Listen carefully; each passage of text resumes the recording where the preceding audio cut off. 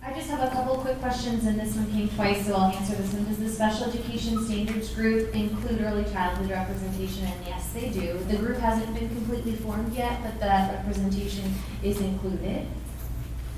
Would a current Pell,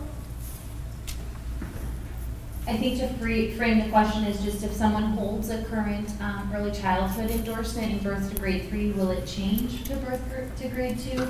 And it won't. Once qualified, always qualified. So they will keep the endorsement that they currently hold. And then the last one, will candidates in alternative programs complete an EdTPA? And yes, they do. Is there a way for our ECE higher ed faculty on mailing lists for notification when there are licensing changes? We tend to find out from providers and teachers in our classes. Please, that's an excellent question. We do not have a mailing list. We don't even mail our providers when there are changes because it costs $5,500 and we have no budget.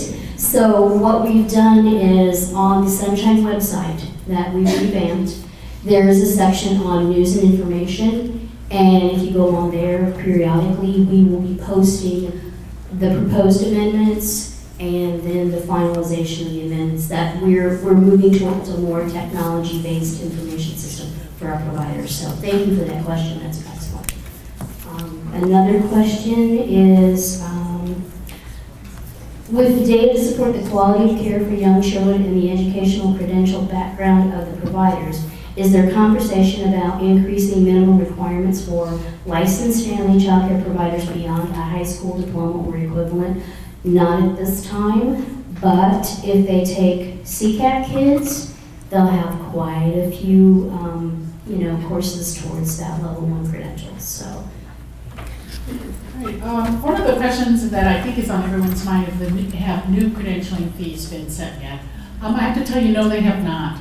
Credential fees are set at $30 essentially right now. For a long time, many of you in higher ed know that we were able to use philanthropic dollars to leverage and make it literally free for students. We noticed like a 1/3 drop off in applications from students coming the entitled route now that they have a $30 fee. But there are no monies to support that.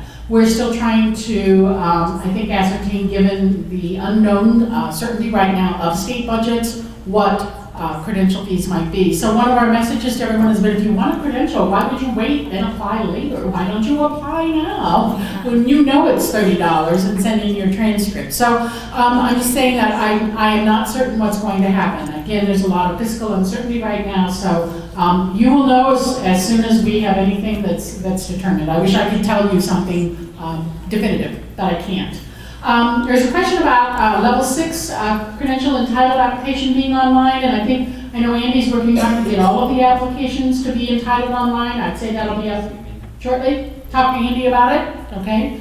In terms of being able to pick up that ECE level 6 credential and others. Then there was a couple of folks, some of you are aware of the ECE level 1, which we're talking about, that was moved as part of high school curriculum a few years ago. It's not in all of the high schools around the state. Nevertheless, it's in a goodly number, and we're really ramping up efforts to place this ECE level 1 in some Chicago area high schools. So there'll be a huge increase in the number of high schools that have this. What it does is, DHS was very forward thinking. It does allow students to be able to use, if you have your level 1, to use the Gateway Scholarship Program for that first year moving into like a community college. And then after that, you're going to have to meet the typical things like you have to be working in a center in order to continue that and some of those. But when you have your ECE level 1 game through the high school, you can start on some college courses using Gateway Scholarship as a platform. So I think that's really huge. And then I'm going to do a commercial. The center is actually doing some videotaping between 5:15 and 6 o'clock in the courtyard for, I think, Voices authors and others. So I just wanted to let you all know that. Okay. The first part says, when will DCFS raise qualifications for workforce and further clarify categories of professionals? Hopefully soon. As I mentioned before, we are heavily involved right now, have been for the past couple of weeks, with investigating how we can roll the credentials and some of the newer credentials into those 3 categories of employment in a center. And, we're looking at things like some of the Montessori programs and Waldorf. We're trying to be very cognizant of other programming and their training staff and how they, bring their staff up. So I can't say that it will be done by this time next year, but it'll sure be underway. So.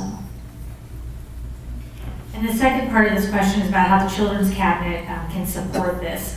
I will say, we have, the reason that we pitched this project to the Children's Cabinet, I just want to emphasize this, we thought this was a way to elevate this issue and a way to get people at the top levels of state government focused on this. So, we kind of think if there's a time to do it, it may be soon. There is definitely support from the governor and from the heads of the critical state agencies to look at this issue of qualifications. The rub, and everybody in this room knows this, is how do we match those higher requirements for qualifications with the supports to get those higher qualifications and the compensation that goes along with it. And so it's you all know it's going to be an iterative process. The other challenge that we face is making sure that we're all moving together. And so again, the Children's Cabinet is a really useful vehicle for, how do we, because this is about, DCFS regulates the settings, and then we've got the funding stream. So how do we bring the requirements of funding streams of CCAP and Preschool for All primarily, because that's where we've got influence. Head Start, of course, is a federal to local program, and so the state does not have a direct role in that. And how do we start to kind of move all of this together so that we are not exacerbating the split among these different sectors. One of the things that I am personally really guarding against, along with all of OECD, is not setting up a system where one sector of the system becomes a training ground for another part of the system, so that we're not, a child care teacher doesn't move to Head Start to a public school and then into the K-12 system, right? And we want to make sure that the teachers in all settings are supported and have the skills and knowledge they need. So. I'm not promising that anything is going to move dramatically in this time, but I think it is the Children's Cabinet's a great vehicle. As somebody mentioned, we have, great support from the First Lady that we are also trying to take advantage of this unique moment in time to try to move on this issue a little bit farther. Has there been any research related to possible correlations between a decrease in licensed teachers due to their inability to pass test scores ACT 22 in Illinois? And that's in reference to the test of basic skills requirement currently in the state of Illinois. The test of basic skills can be waived with a qualifying score on the ACT or the SAT.